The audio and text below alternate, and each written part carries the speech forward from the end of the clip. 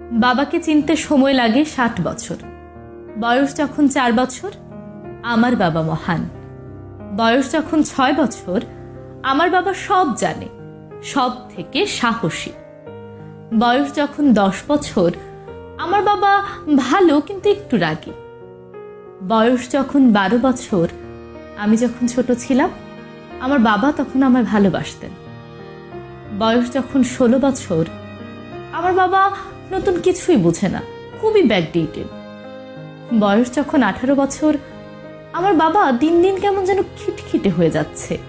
বয়স যখন ২০ বছর, বাবার সঙ্গে থাকাটাই অসহ্য হয়ে উঠেছে, জানি না মা কেমন করে থাকে।